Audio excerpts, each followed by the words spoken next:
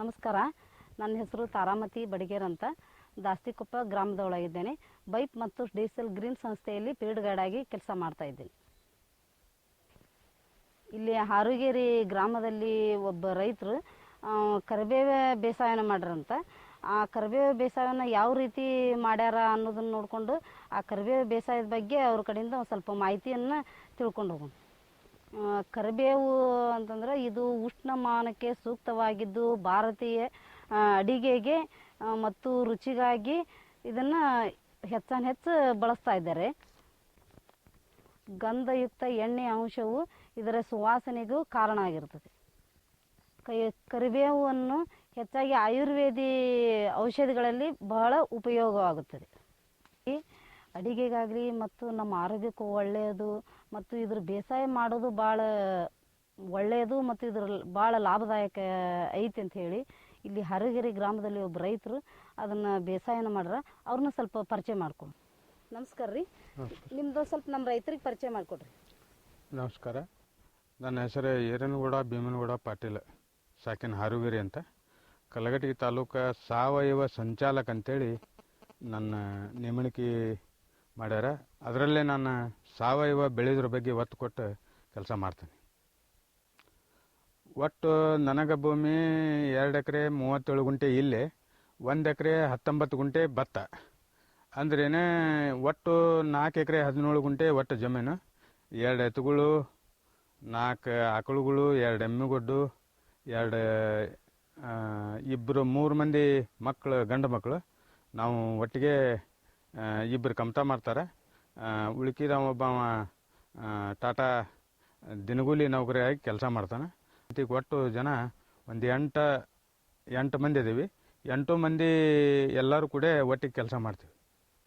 ಅದರಲ್ಲಿ 1 ಎಕರೆ ತೋಟವನ್ನು ಅಂದ್ರೇನೆ ಈ ನೈಸರ್ಗಿಕವಾಗಿ ಕೃಷಿಯನ್ನು ಅಂದ್ರೇನೆ ಹಿಂದಿನ ಪದ್ಧತಿ ಒಳಗೆ ಕೃಷಿಯನ್ನು ಮಾಡ್ಬೇಕಂತೇಳಿ ನಮ್ಮ ದೀಪಕ್ ಸರು ಆಮೇಲೆ ಪ್ರಕಾಶ್ ಭಟ್ರು ಬಂದು ನಮ್ಗೆ ಇದನ್ನು ಮಾಡಿದ್ರೆ ಒಳ್ಳೇದಾಕತಿ, ಇದು ತಗ್ಗು ಭೂಮಿ, ಇದರಲ್ಲಿ ನಿಮಗೆ ಉತ್ಪನ್ನ ಸರಿಯಾಗಿ ಬರೋದಿಲ್ಲ, ಇದನ್ನು ತೋಟ ಪಟ್ಟೆಯಾಗಿ ಉಪಯೋಗ ಮಾಡಿದರೆ ನಮ್ಗೆ ಅನುಕೂಲ ಆಕತಿ ಅಂತೇಳಿ ಇದು 1 ಎಕರೆಯಲ್ಲಿ 40 ಕರಿಮೇವು, 50 ಚಿಕ್ಕು, 12 ಜಾತಿ ವಿವಿಧ ಕಾಡ ಸಸಿಗಳನ್ನು, ಸೂಬಾಬಲು, ಇನ್ನಿತರ 12 ಜಾತಿಯ ಸಸಿಗಳನ್ನು ಹಚ್ಚಿ ನಾವು ಇದನ್ನು ಅಭಿವೃದ್ಧಿ ಮಾಡಿ ತೋರಿಸೇವೆ ಅವ್ರಿಗೆ.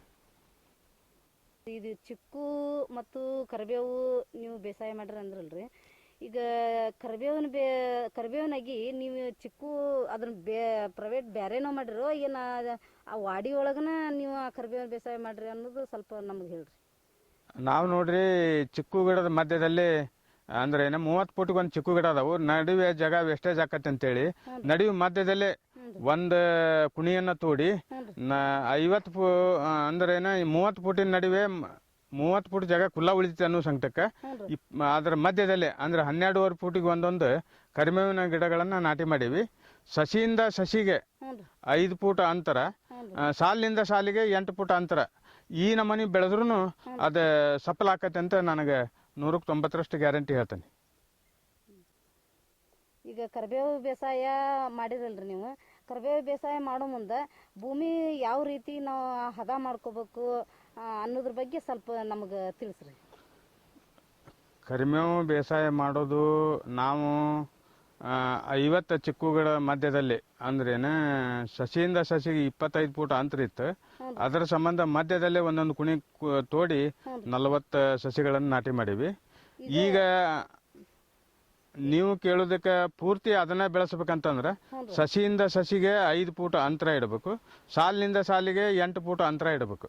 ಸಸಿಯಿಂದ ಸಸಿಗೆ 5 ಫುಟ್, ಸಾಲಿನಿಂದ ಸಾಲಿಗೆ 8 ಫುಟನ್ನ ಇಟ್ಟು ನಾಟಿ ಮಾಡಿದ್ರೆ ಅದು ಹದವರ್ತಿ ಅಂದ್ರೇನೆ 2 ಫುಟ್ ತೆಗ್ಗನ್ನ ತೋಡಬೇಕು ಒಂದು ಕುಣಿ. ಆಮೇಲೆ ಮುಂದೆ ಅಳತಿ ಮಾಡಿ ಮತ್ತೆ 5 ಫುಟ್ ಬಿಟ್ಟ ನಂತರ ಮತ್ತೆ 2 ಫುಟ್ ಒಂದು ತೆಗ್ಗ ತೋಡಿ ಸಸಿಯಿಂದ ಸಸಿಗೆ ಸಾಲ ಅಂತರ 5 ಫುಟ್ ಆತು. ಸಾಲಿನಿಂದ ಸಾಲಿಗೆ 8 ಫುಟ್ ಅಂತರವನ್ನು ಇಟ್ಟು ಸಸಿ ನಾಟಿ ಮಾಡಿದ್ರೆ ಹುಲ್ಲುನಾಗೋದಿಲ್ಲ, ಉತ್ಪನ್ನ ಸರಿಯಾಗಿ ಬರ್ತೈತೆ ಅಂತೇಳಿ ನನ್ನ ಅನಿಸಿಕೆ. ಈಗ ನೀವು ಸಸಿ 40 ಸಸಿ ನಾಟಿ ಮಾಡ್ಯಾನ ಅಂತ ಹೇಳಿದ್ರಿ. ಈಗ ಮೊದ್ಲಿಗೆ ಸಸಿ ನಾಟಿ ಮಾಡೋ ಮುಂದೆ ಅದಕ್ಕೆ ಯಾವ ರೀತಿ ನೀವು ಕೊಟ್ಟಿಗೆ ಗೊಬ್ಬರ ಅದು ಬಳಸ್ತೀರ ಹೆಂಗೆ ಅನ್ನೋದು ಸ್ವಲ್ಪ ನಮ್ಗೆ ತಿಳಿಸ್ರಿ. ನಾವು ಕೊಟ್ಟಿಗೆ ಗೊಬ್ಬರ ಅಷ್ಟ ಬಳಸ್ತೀವಿ ರೀ, ರಾಸಾಯನಿಕ ವಸ್ತುಗಳನ್ನು ಯಾವನ್ನೂ ಬಳಸೋದಿಲ್ಲ. ಹ್ಞೂ ರೀ.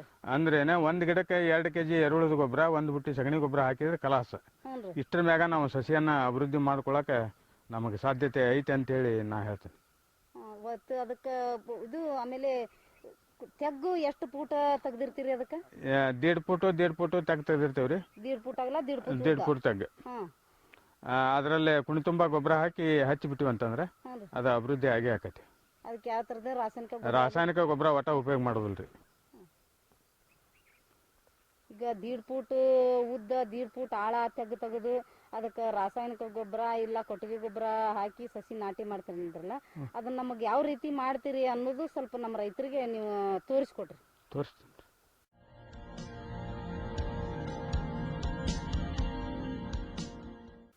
ಇದು ನೋಡ್ರಿ 1.5 ಫೂಟ್ ಆಗಲ್ಲ, 1.5 ಫೂಟ್ ತೆಗ್ಗ, ಹಮ್ ಚೌರಸ್ 1.5 ಫೂಟ್ ಐತ್ರಿ. ಇದರಲ್ಲೇ 1 ಬುಟ್ಟಿ ಕೊಟ್ಟಿಗೆ ಗೊಬ್ಬರವನ್ನು ಹಾಕಿ ಮ್ಯಾಗ ಸಸಿಯನ್ನು ನಾಟಿ ಮಾಡಿಬಿಡ್ತೀವಿ. ಈಗ ನೋಡ್ರಿ ಇದು 1 ಬುಟ್ಟಿ ಸಗಣಿ ಗೊಬ್ಬರ ಐತಿ, ಇದನ್ನ ಕುಣಿಗೆ ಹಾಕ್ತಾನೆ ನೋಡ್ರಿ. ಈ ಗೊಬ್ಬರ ಹಾಕಿದ್ರಲ್ರಿ, ಇದ್ರ ಮೇಲೆ ಮತ್ತೆ ಮಣ್ಣು ಹಾಕ್ತೀವಿ. ಸ್ವಲ್ಪ ಒಂದು 4 ಬಳ್ಳ ಮಣ್ಣನ್ನು ಹಾಕ್ತೀವ್ರಿ. ಅಂದ್ರೆ 1 ಬುಟ್ಟಿಗೆ ಅಂದ್ರೆ ಈಗ ಇದ್ರ ಪ್ರಕಾರ ಅಂತಂದ್ರೆ ಒಂದು 4 kg ಕೊಟ್ಟಿಗೆ ಗೊಬ್ಬರ ಬೇಕಾಗತ್ತೆ. 4-5 kg ಕೊಟ್ಟಿಗೆ ಗೊಬ್ಬರ ಬೇಕಾಗತ್ರಿ. ಒಂದು 4 kg ಮಣ್ಣು ಮ್ಯಾಗ ಹಾಕಿ ಸಸಿಯನ್ನು ನಾಟಿ ಮಾಡ್ತೀವಿ. ಇಷ್ಟು ಸಸಿ ಐತ್ರಿ. ಇದೆ 4 ತಿಂಗಳ ಸಸಿ ಐತಿ. 4 ತಿಂಗಳ ಬೀಜ ಹಾಕಿ ನಾಟಿ ಮಾಡಿದ್ರೆ 4 ತಿಂಗಳಿಗೆ ಇದನ್ನ ಸಸಿಯನ್ನು ಈ ಕುಂಡ್ಲಿ ಒಳಗೆ ಹಚ್ತೀವಿ. ಈ ಥರ ಒಂದು ನಡುವೆ ಬೇರು ಹೋಗುವಂಗೆ ನಾಟಿಯನ್ನು ಗೆಬರಿ ಇದನ್ನ ಈ ರೀತಿ ಮಣ್ಣನ್ನು ಹಚ್ಚಿ ನಾಟಿ ಮಾಡ್ತೀವಿ. ಈಗ 1.5 ಫೂಟ್ ಉದ್ದ 1.5 ಫೂಟ್ ಆಳ ತೆಗೆದು ಕೊಟ್ಟಿಗೆ ಗೊಬ್ಬರ ಹಾಕಿ ಅದ್ರ ಮೇಲೆ ಭೂಮಿ ಸವನ ಮಣ್ಣು ಹಾಕಿ ಆಮೇಲೆ ನಡುವ ತೆಗೆದು ನಾಟಿ ಮಾಡಿಬಿಡ್ತೀರಿ. ನಾಟಿ ಮಾಡಿಬಿಡ್ತೀವಿ. ಇಷ್ಟು ಮಾಡಿದ್ರೆ ಇದ್ರದ್ದು ಕೆಲಸ ಮುಗಿದು. ಈಗ ಸಸಿ ನಾಟಿ ಮಾಡಿದ್ರಲ್ರಿ, ಅದನ್ನ ಯಾವ ಸೀಸನ್ ಒಳಗೆ ನಾಟಿ ಮಾಡ್ಬೇಕ್ರಿ ಅವನ್ನ? ನೋಡ್ರಿ ಮೇಡಮ್ ಅವ್ರ, ಮಳೆಗಾಲದಾಗ ಮಾಡಿದ್ರೆ ಅದೇ ಯಾವ ತೊಂದ್ರೆನೂ ಬರೋದಿಲ್ಲ, ಆಗಿ ಹತ್ತಿ ಬಿಡ್ತೈತಿ. ಬ್ಯಾಸ್ಯಾಗ ಮಾಡಿದ್ರೆ ನಾವು ನೀರಿನ ಸೌಕರ್ಯ 8 ದಿನಕ್ಕೆ 10 ದಿನಕ್ಕೆ ಒಂದೊಂದು ಕೊಡಪ ನೀರು ಹಾಕುವಂಗಿದ್ರೆ ಬ್ಯಾಸ್ಯಾಗೂ ಮಾಡ್ಬೋದು. ಅದಕ್ಕೆ ತಿಥಿ ಮಿತಿ ಇಲ್ಲ ಕರಿಮೇವು ಬೇಸಾಯಕ್ಕೆ ಬೇಕಾದ ಮಾಡ್ಬೋದ್ರಿ.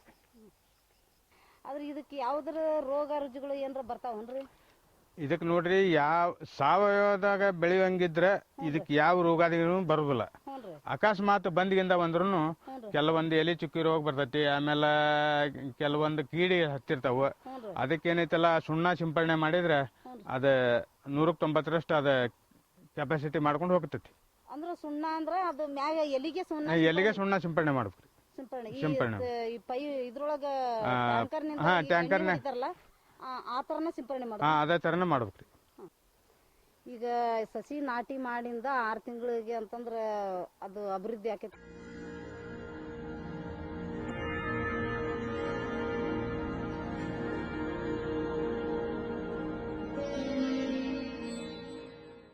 ನಮಸ್ಕಾರ, ನನ್ನ ಹೆಸರು ತಾರಾಮತಿ ಬಡಿಗೇರ್ ಅಂತ, ದಾಸ್ತಿಕೊಪ್ಪ ಗ್ರಾಮದೊಳಗಿದ್ದೇನೆ. ಬೈಪ್ ಮತ್ತು ಡೀಸೆಲ್ ಗ್ರೀನ್ ಸಂಸ್ಥೆಯಲ್ಲಿ ಫೀಲ್ಡ್ ಗೈಡ್ ಆಗಿ ಕೆಲಸ ಮಾಡ್ತಾ ಇದ್ದೀನಿ. ಇಲ್ಲಿ ಹಾರುಗೇರಿ ಗ್ರಾಮದಲ್ಲಿ ಒಬ್ಬ ರೈತರು ಕರಿಬೇವು ಬೇಸಾಯನ ಮಾಡ್ರಂತ. ಆ ಕರಿಬೇವು ಬೇಸಾಯನ ಯಾವ ರೀತಿ ಮಾಡ್ಯಾರ ಅನ್ನೋದನ್ನು ನೋಡಿಕೊಂಡು ಆ ಕರಿಬೇವು ಬೇಸಾಯದ ಬಗ್ಗೆ ಅವ್ರ ಕಡೆಯಿಂದ ಒಂದು ಸ್ವಲ್ಪ ಮಾಹಿತಿಯನ್ನು ತಿಳ್ಕೊಂಡು ಹೋಗೋಣ. ಕರಿಬೇವು ಅಂತಂದ್ರೆ ಇದು ಉಷ್ಣಮಾನಕ್ಕೆ ಸೂಕ್ತವಾಗಿದ್ದು ಭಾರತೀಯ ಅಡಿಗೆಗೆ ಮತ್ತು ರುಚಿಗಾಗಿ ಇದನ್ನು ಹೆಚ್ಚು ಬಳಸ್ತಾ ಇದ್ದಾರೆ. ಗಂಧಯುಕ್ತ ಎಣ್ಣೆ ಅಂಶವು ಇದರ ಸುವಾಸನೆಗೂ ಕಾರಣ ಆಗಿರ್ತದೆ. ಕರಿಬೇವನ್ನು ಹೆಚ್ಚಾಗಿ ಆಯುರ್ವೇದಿ ಔಷಧಿಗಳಲ್ಲಿ ಬಹಳ ಉಪಯೋಗವಾಗುತ್ತದೆ. ಅಡಿಗೆಗಾಗಲಿ ಮತ್ತು ನಮ್ಮ ಆರೋಗ್ಯಕ್ಕೂ ಒಳ್ಳೆಯದು, ಮತ್ತು ಇದ್ರ ಬೇಸಾಯ ಮಾಡೋದು ಭಾಳ ಒಳ್ಳೆಯದು ಮತ್ತು ಇದ್ರ ಭಾಳ ಲಾಭದಾಯಕ ಐತಿ ಅಂತ ಹೇಳಿ ಇಲ್ಲಿ ಹಾರುಗೇರಿ ಗ್ರಾಮದಲ್ಲಿ ಒಬ್ಬ ರೈತರು ಅದನ್ನು ಬೇಸಾಯನ ಮಾಡ್ರ. ಅವ್ರನ್ನ ಸ್ವಲ್ಪ ಪರಿಚಯ ಮಾಡ್ಕೊಡಿ. ನಮಸ್ಕಾರ ರೀ, ನಿಮ್ದು ಸ್ವಲ್ಪ ನಮ್ಮ ರೈತರಿಗೆ ಪರಿಚಯ ಮಾಡಿಕೊಡ್ರಿ.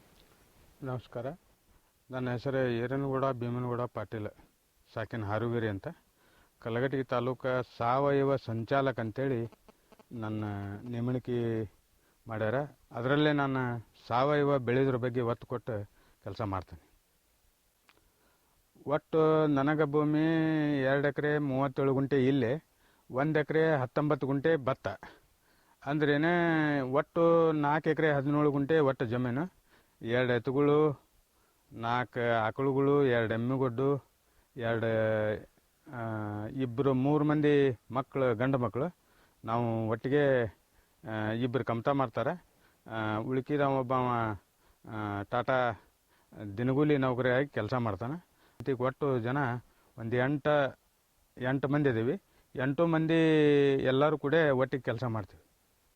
ಅದರಲ್ಲಿ 1 ಎಕರೆ ತೋಟವನ್ನು ಅಂದ್ರೇನೆ ಈ ನೈಸರ್ಗಿಕವಾಗಿ ಕೃಷಿಯನ್ನು ಅಂದ್ರೇನೆ ಹಿಂದಿನ ಪದ್ಧತಿ ಒಳಗೆ ಕೃಷಿಯನ್ನು ಮಾಡ್ಬೇಕಂತೇಳಿ ನಮ್ಮ ದೀಪಕ್ ಸರು ಆಮೇಲೆ ಪ್ರಕಾಶ್ ಭಟ್ರು ಬಂದು ನಮಗೆ ಇದನ್ನು ಮಾಡಿದ್ರೆ ಒಳ್ಳೇದಾಕತಿ, ಇದು ತಗ್ಗು ಭೂಮಿ, ಇದರಲ್ಲಿ ನಿಮಗೆ ಉತ್ಪನ್ನ ಸರಿಯಾಗಿ ಬರೋದಿಲ್ಲ, ಇದನ್ನು ತೋಟ ಪಟ್ಟೆಯಾಗಿ ಉಪಯೋಗ ಮಾಡಿದರೆ ನಮ್ಗೆ ಅನುಕೂಲ ಆಕತಿ ಅಂತೇಳಿ ಇದು 1 ಎಕರೆಯಲ್ಲಿ 40 ಕರಿಮೇವು, 50 ಚಿಕ್ಕು, 12 ಜಾತಿ ವಿವಿಧ ಕಾಡ ಸಸಿಗಳನ್ನು, ಸೂಬಾಬಲು, ಇನ್ನಿತರ 12 ಜಾತಿಯ ಸಸಿಗಳನ್ನು ಹಚ್ಚಿ ನಾವು ಇದನ್ನು ಅಭಿವೃದ್ಧಿ ಮಾಡಿ ತೋರಿಸೇವೆ ಅವ್ರಿಗೆ.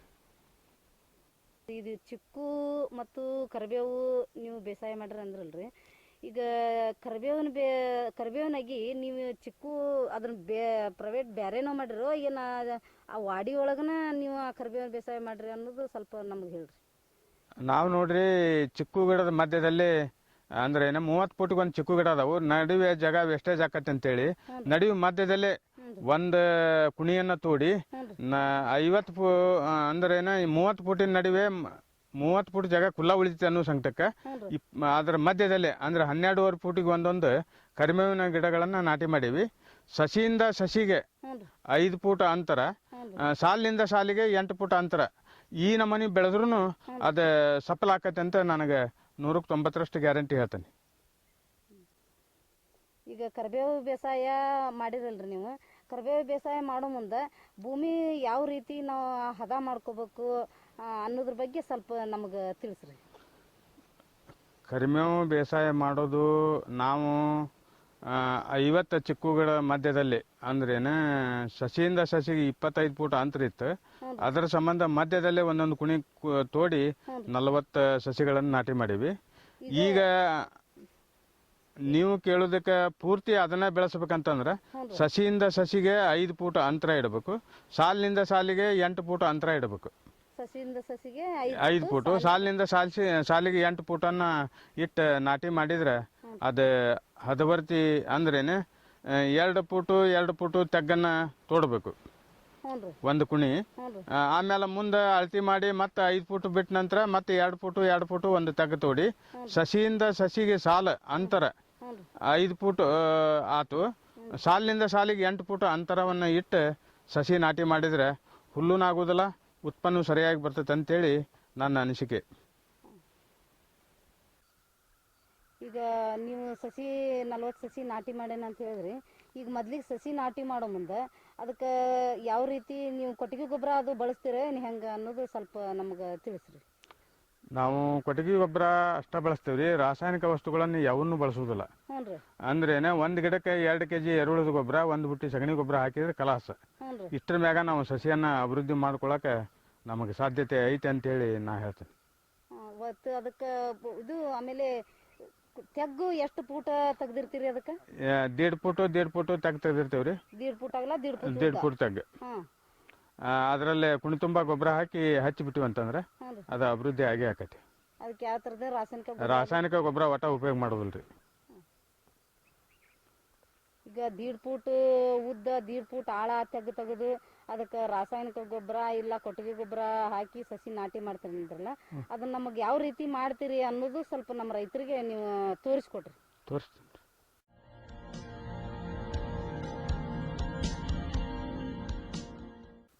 ಇದು ನೋಡ್ರಿ 1.5 ಫುಟ್ ಆಗಲ್ಲ, 1.5 ಫುಟ್ ತೆಗ್ಗ, ಹಮ್ ಚೌರಸ್ 1.5 ಫುಟ್ ಐತ್ರಿ. ಇದರಲ್ಲೇ 1 ಬುಟ್ಟಿ ಕೊಟ್ಟಿಗೆ ಗೊಬ್ಬರವನ್ನ ಹಾಕಿ ಮ್ಯಾಗ ಸಸಿಯನ್ನು ನಾಟಿ ಮಾಡಿಬಿಡ್ತೀವಿ. ಈಗ ನೋಡ್ರಿ ಇದು 1 ಬುಟ್ಟಿ ಸಗಣಿ ಗೊಬ್ಬರ ಐತಿ, ಇದನ್ನ ಕುಣಿಗೆ ಹಾಕ್ತಾನೆ ನೋಡ್ರಿ. ಈ ಗೊಬ್ಬರ ಹಾಕಿದ್ರಲ್ರಿ ಇದ್ರ ಮೇಲೆ ಮತ್ತೆ ಮಣ್ಣು ಹಾಕ್ತೀರಿ ಸ್ವಲ್ಪ ಒಂದು 4 ಬಳ್ಳ ಮಣ್ಣನ್ನ ಹಾಕ್ತೀವ್ರಿ. ಅಂದ್ರೆ ಒಂದು ಬುಟ್ಟಿಗೆ ಅಂದ್ರ ಈಗ ಇದ್ರ ಪ್ರಕಾರ ಅಂತಂದ್ರ ಒಂದು 4 kg ಕೊಟ್ಟಿಗೆ ಗೊಬ್ಬರ ಬೇಕಾಗತ್ತೆ. 4-5 kg ಕೊಟ್ಟಿಗೆ ಗೊಬ್ಬರ ಬೇಕಾಗತ್ರಿ. ಒಂದು 4 kg ಮಣ್ಣು ಮ್ಯಾಗ ಹಾಕಿ ಸಸಿಯನ್ನು ನಾಟಿ ಮಾಡ್ತೀವ್ರಿ. ಇಷ್ಟು ಸಸಿ ಐತ್ರಿ. ಇದೆ 4 ತಿಂಗಳ ಸಸಿ ಐತಿ. 4 ತಿಂಗಳ ಬೀಜ ಹಾಕಿ ನಾಟಿ ಮಾಡಿದ್ರೆ 4 ತಿಂಗಳಿಗೆ ಇದನ್ನ ಸಸಿಯನ್ನು ಈ ಕುಂಡ್ಲಿ ಒಳಗೆ ಹಚ್ತೀವಿ. ಈ ಥರ ಒಂದು ನಡುವೆ ಬೇರು ಹೋಗುವಂಗೆ ನಾಟಿಯನ್ನು ಗೆಬರಿ ಇದನ್ನ ಈ ರೀತಿ ಮಣ್ಣನ್ನು ಹಚ್ಚಿ ನಾಟಿ ಮಾಡ್ತೀವಿ. ಈಗ 1.5 ಫೂಟ್ ಉದ್ದ 1.5 ಫೂಟ್ ಆಳ ತೆಗೆದು ಕೊಟ್ಟಿಗೆ ಗೊಬ್ಬರ ಹಾಕಿ ಅದ್ರ ಮೇಲೆ ಭೂಮಿ ಸವನ ಮಣ್ಣು ಹಾಕಿ ಆಮೇಲೆ ನಡುವ ತೆಗೆದು ನಾಟಿ ಮಾಡಿಬಿಡ್ತೀರಿ. ನಾಟಿ ಮಾಡಿಬಿಡ್ತೀವಿ. ಇಷ್ಟು ಮಾಡಿದ್ರೆ ಇದ್ರದ್ದು ಕೆಲಸ ಮುಗಿದು. ಈಗ ಸಸಿ ನಾಟಿ ಮಾಡಿದ್ರಲ್ರಿ ಅದನ್ನ ಯಾವ ಸೀಸನ್ ಒಳಗೆ ನಾಟಿ ಮಾಡ್ಬೇಕ್ರಿ ಅವನ್ನ? ನೋಡ್ರಿ ಮೇಡಮ್ ಅವ್ರ, ಮಳೆಗಾಲದಾಗ ಮಾಡಿದ್ರೆ ಅದೇ ಯಾವ ತೊಂದ್ರೆನೂ ಬರೋದಿಲ್ಲ, ಆಗಿ ಹತ್ತಿ ಬಿಡ್ತೈತಿ. ಬ್ಯಾಸ್ಯಾಗ ಮಾಡಿದ್ರೆ ನಾವು ನೀರಿನ ಸೌಕರ್ಯ 8 ದಿನಕ್ಕೆ 10 ದಿನಕ್ಕೆ ಒಂದೊಂದು ಕೊಡಪ ನೀರು ಹಾಕುವಂಗಿದ್ರೆ ಬ್ಯಾಸ್ಯಾಗೂ ಮಾಡಬಹುದು. ಅದಕ್ಕೆ ತಿಥಿ ಮಿತಿ ಇಲ್ಲ ಕರಿಮೇವು ಬೇಸಾಯಕ್ಕೆ ಬೇಕಾದ ಮಾಡಬಹುದ್ರಿ. ಆದ್ರೆ ಇದಕ್ಕೆ ಯಾವ್ದ್ರ ರೋಗ ರುಜಿಗಳು ಏನಾರ ಬರ್ತಾವನ್ರಿ? ಇದಕ್ಕೆ ನೋಡ್ರಿ, ಯಾವ ಸಾವಯವದಾಗ ಬೆಳೆಯಂಗಿದ್ರೆ ಇದಕ್ಕೆ ಯಾವ ರೋಗಾದಿಗಳು ಬರೋದಿಲ್ಲ. ಅಕಸ್ಮಾತ್ ಬಂದ್ಗಿಂದ ಬಂದ್ರು ಕೆಲವೊಂದು ಎಲೆ ಚುಕ್ಕಿ ರೋಗ ಬರ್ತೈತಿ. ಆಮೇಲೆ ಕೆಲವೊಂದು ಕೀಡಿ ಹತ್ತಿರ್ತಾವ. ಅದಕ್ಕೇನೈತಲ್ಲ ಸುಣ್ಣ ಸಿಂಪಡಣೆ ಮಾಡಿದ್ರೆ ಅದ 190ರಷ್ಟು ಅದ ಕೆಪಾಸಿಟಿ ಮಾಡ್ಕೊಂಡು ಹೋಗ್ತೈತಿ. ಅಂದ್ರೆ ಸುಣ್ಣ ಅಂದ್ರೆ ಅದು ಮ್ಯಾಗ ಎಲ್ಲಿಗೆ ಸುಣ್ಣ ಸಿಂಪಡಣೆ ಮಾಡ್ಬೇಕು. ಸಿಂಪಡಣೆ ಇದ್ರೊಳಗ ಟ್ಯಾಂಕರ್ನ ಆ ತರನ ಸಿಂಪಡಣೆ ಮಾಡ್ಬೇಕು. ಅದೇ ತರನೇ ಮಾಡ್ಬೇಕ್ರಿ.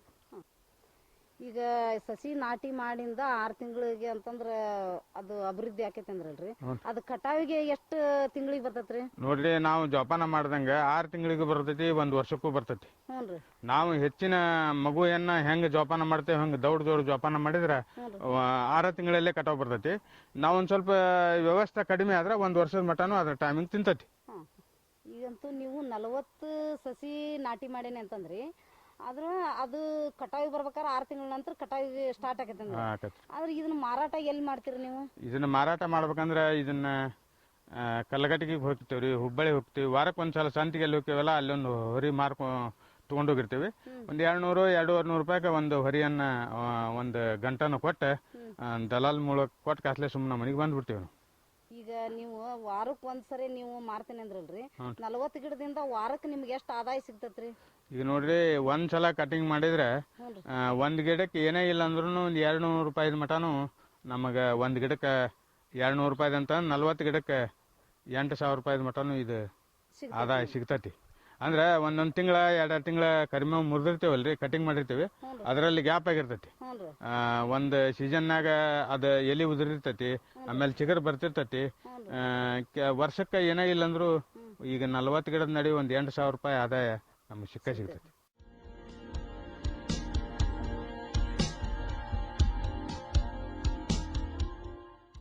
ಈಗ ನೀವಂತೂ ಈಗ ಚಿಕ್ಕು ಗಿಡದ ನಡುವೆ ಅದನ್ನ ವೇಸ್ಟ್ ಬಿಡಬಾರ್ದು ಅಂತ ಹೇಳಿ ಅಂತಂದು ಅಲ್ಲಿನೂ ಒಂದು ಸಸಿ ನಾಟಿ ಮಾಡಿ, ಏನು ಕರಿಮೇವಿನ ಸಸಿ ನಾಟಿ ಮಾಡಿ ಅದರಿಂದ ಖಾಲಿ ಇದ್ದಂಥ ಜಗದೊಳಗೆ ಸಸಿ ನಾಟಿ ಮಾಡಿ ಅದರಿಂದ 1 ವರ್ಷಕ್ಕೆ 8,000 ರೂಪಾಯಿ ಆದಾಯ ತಗೊಂತೇನೆ ಅಂತ ಹೇಳಿದ್ರಿ. ಇನ್ನು ಉಳಿದಂಥ ರೈತರಿಗೆ ನೀವು ಏನು ಹೇಳಕ್ ಇಷ್ಟಪಡ್ತೀರಿ? ನೋಡ್ರಿ, ರೈತ ದುಡಿಬೇಕಂದ್ರೆ 1 ಎಕರೆದಲ್ಲಿ ಹಲವಾರು 1 ಗುಂಟೆ ಜಾಗನ ವೇಸ್ಟೇಜ್ ಮಾಡ್ದಂಗೆ ಬಾಳೆ ಅಂದ್ರೇನೆ. ಈಗ ನೋಡ್ರಿ, ಮಧ್ಯದಲ್ಲಿ 25 ಫುಟ್ನಾಗ ಇದು ಕರಿಮೇವು ನಾಟಿ ಮಾಡಿವಿ. ಪೂರ್ವ ಪಶ್ಚಿಮ ಅದಾವ ಇವು.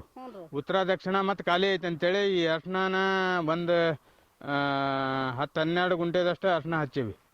ಇನ್ನೂ ಹಂಗೆ ಪಡ ಐತಿ. ಈಗ ಮುಂದಿನ ವರ್ಷ ಅಲ್ಲ ಹಚ್ಬೇಕಂತ ಒಂದು ಪ್ಲಾನಿಂಗ್ ಐತಿ. ಅದನ್ನು ಬೇಸಾಯ ಅಂದ್ರೇನ ಜಾಗ ಒಂದು ಗೇಣುನು ಜಾಗ ವೇಸ್ಟ್ ಆಗದಂಗೆ ನಮ್ಮ ರೈತರು ಬಾಳೆ ಮಾಡ್ಕೊಂಡ್ರೆ ಇದು ಭಾಳ ಖುಷಿ ಅನಿಸ್ತೈತಿ ನನಗೆ. ಎಲ್ಲರೂ ಇದೇ ರೀತಿಯಿಂದ 1 ಗುಂಟೆ ಜಾಗನು ವೇಸ್ಟೇಜ್ ಮಾಡ್ದಂಗೆ ಇದನ್ನ ಉಪಯೋಗ ಮಾಡ್ಕೊಂಡ್ರೆ ಎಲ್ಲರಿಗೂ ಒಳ್ಳೇದಾಕತ್ತಂತ ನನ್ನ ಅನಿಸಿಕೆ ಐತಿ. ಇಷ್ಟೊತ್ತಿನವರೆಗೆ ನೀವು ನಮಗೆ ಕರಿಬೇವು ಬೇಸಾಯವನ್ನು ಯಾವ ರೀತಿ ಮಾಡಬೇಕು, ಅದು ಕುಣಿ ಯಾವ ರೀತಿ ತೆಗಿಬೇಕು, ಆಮೇಲೆ ಅದು ಕೊಟ್ಟಿಗೆ ಗೊಬ್ಬರ ಎಷ್ಟು ಹಾಕಬೇಕು, ಅದು ರೋಗ ರುಜಿಗಳು ಬಂದ್ರೆ ಏನು ಮಾಡಬೇಕು ಅನ್ನೋದ್ರ ಬಗ್ಗೆ ಸವಿಸ್ತಾರವಾಗಿ ಮಾಹಿತಿ ಕೊಟ್ರಿ. ನಮ್ಮ ಬೈಪ್ ಮತ್ತು ಡಿಜಿಟಲ್ ಗ್ರೀನ್ ಸಂಸ್ಥೆಯಿಂದ ನಿಮ್ಗೆ ತುಂಬ ಹೃದಯದ ಧನ್ಯವಾದಗಳು. ನಮಸ್ಕಾರ.